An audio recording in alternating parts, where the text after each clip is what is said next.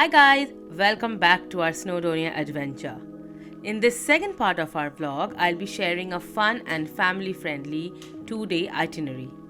This trip is perfect for those visiting Snowdonia with kids, as there's no trekking involved. We went with 2 kids of our friends, so you'll get plenty of tips for a kid-friendly visit.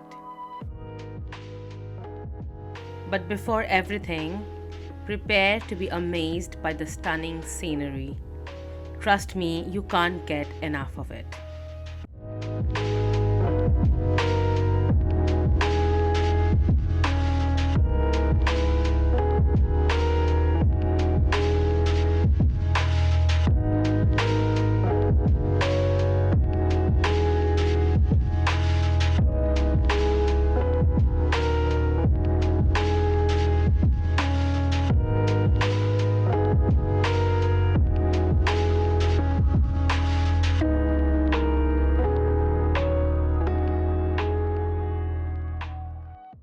Our first stop is Lake Bala or Llyn in Welsh, the largest natural lake in Wales.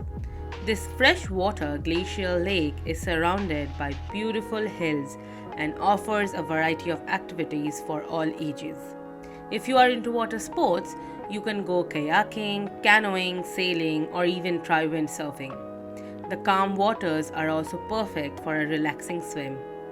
For those who prefer staying inland, there's plenty of space for a picnic, and the lakeside paths are great for a leisurely walk.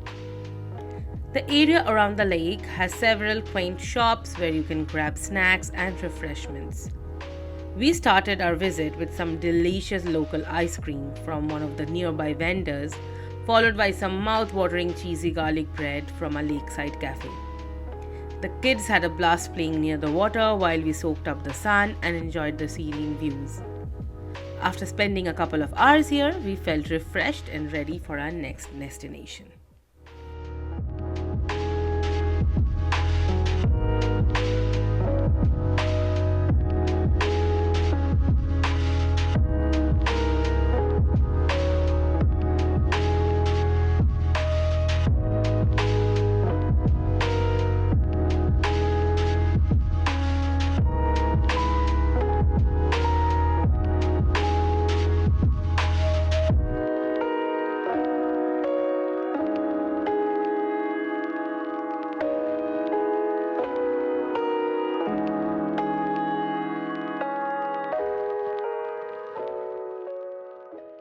Next, we visited Conwy, one of Britain's best preserved medieval towns. Conwy is truly unique with its well-preserved ancient walls enclosing narrow cobble streets filled with historic buildings. Conwy Castle, a World Heritage Site, is a must-see built in the 13th century by Edward I. What makes Conwy even more fascinating is how it resembles the famous Jaisalmer fort in India, also known as Sonar Killa. Just like Jaisalmer, where an entire town lives within the fort's walls, Conwy also houses a thriving community within the ancient boundaries. Walking through Conwy feels like stepping back in time, with the castle and town seamlessly blending into a living piece of history.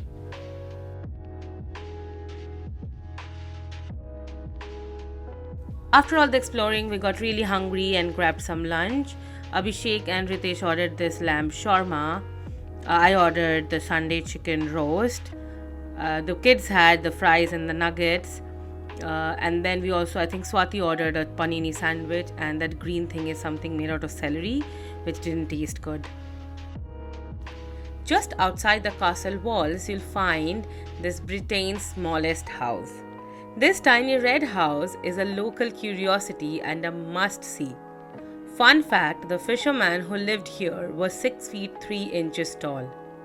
It's hard to imagine how he managed in such a tiny space. The house is actually 2 floors and is open to the public with a small admission fee.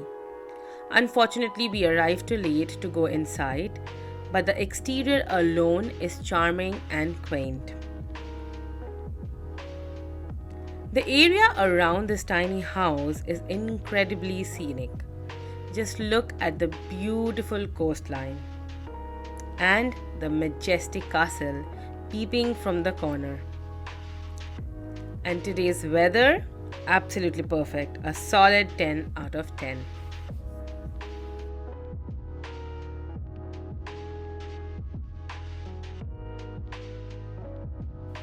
Our final stop of the day was Llandudno. This town has a rich history with settlements dating back to the Stone Age. Llandudno is known as the Queen of the Welsh resorts, and it's easy to see why. The North Shore beach is much busier and has a lively atmosphere. The beach is flanked by a wide curving promenade lined with Victorian style hotels, shops, and cafes.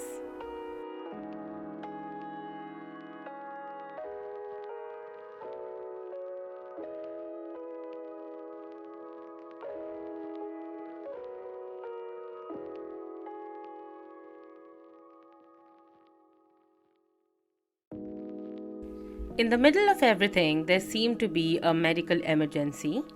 An air ambulance arrived to pick up a victim or casualty. I'm not sure what exactly happened, but it was quite a scene.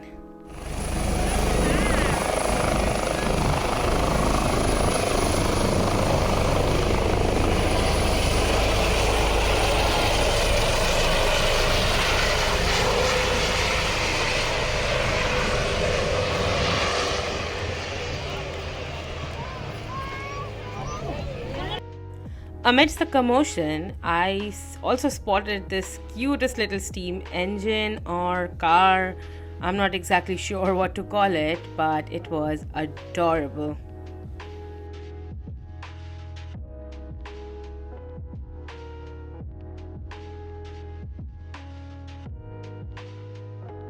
The highlight here is the Llandudno Pier, the longest pier in Wales. Walking along the pier is like stepping back in time with its vintage charm. You'll find carnival rides, candy shops, arcades, and plenty of spots to sit and take in the views.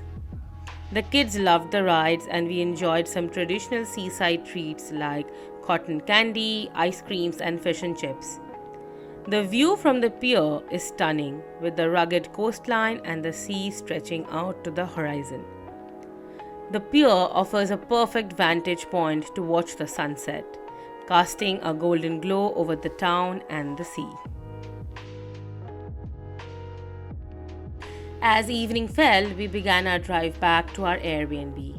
The 2-hour journey took us through the picturesque Welsh countryside, winding through dense woods and rolling hills. Driving through the darkening forest was a unique experience, with the silhouettes of trees and hills creating a serene and somewhat mysterious backdrop. We arrived back at our Airbnb just in time to celebrate Swati's birthday. At midnight, we gathered in the living room and surprised her with a small cake. The kids were excited and everyone sang happy birthday as Swati made her wish and blew out the candles. It was a heartwarming end to an adventurous day filled with laughter, love, and sense of togetherness. Day 2 began a little later as we had to check out and head back to London. Our main destination for the day was Pontcysyllte Aqueduct, saying goodbye to our beautiful Airbnb for the last time.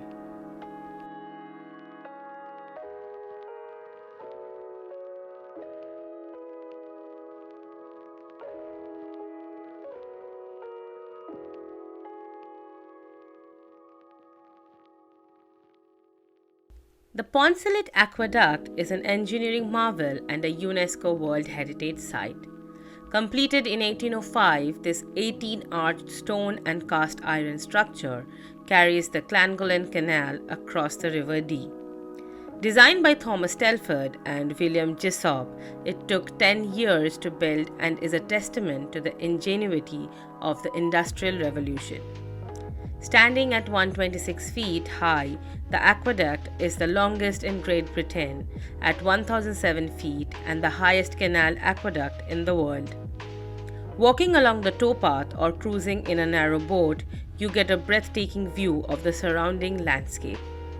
The slender structure, supported by iron arches, creates the illusion of floating above the valley, providing an exhilarating experience.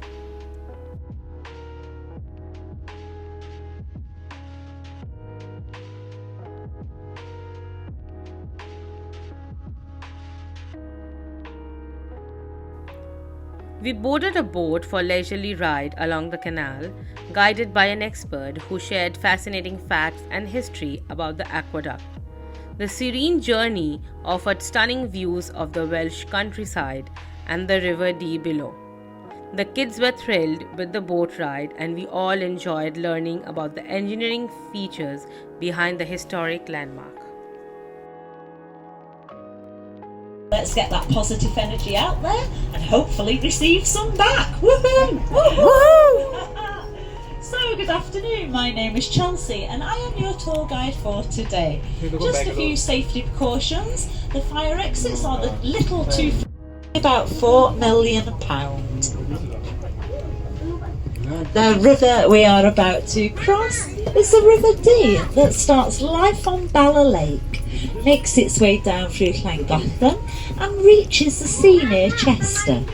The aqueduct is one of 3 bridges at this end of the valley, the oldest of which is a little bridge crossing the river on the right hand side. When it was all built, all of the transport across this bridge was horse-drawn. As we're above the river, which is the highest point, whoa, the height is 100. Oh, This one! that one you're taking a picture of, yeah. So not only do I work on boats, I live on them too. Okay, so the boats on the right hand side, these are all private mooring boats. So for this you need your own boat, a private mooring licence and a space. Everybody looks to the left. Oh, is that right, is it? If everybody takes a look to the left, you'll see a live example of our lift bridge. So how this works is you have an L-shaped bar, you simply put it in, wind it up, the bridge lifts out of the water for the boats to continue along the canal network. If you that colour, so the reason it's that colour is as it's got traffic on the water. Hello, darling. Hey, are we cool?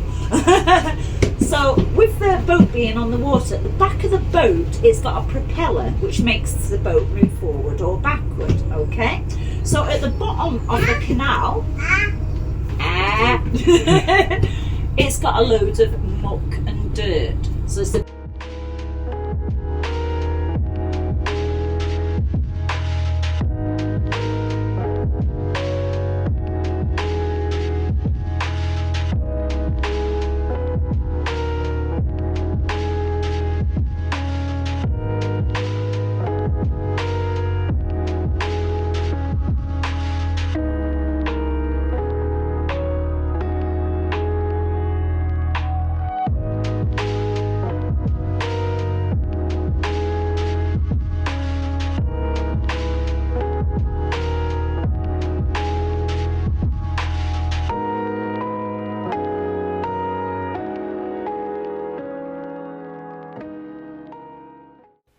On our way back to London, we stopped in Birmingham for dinner at the Railway Inn.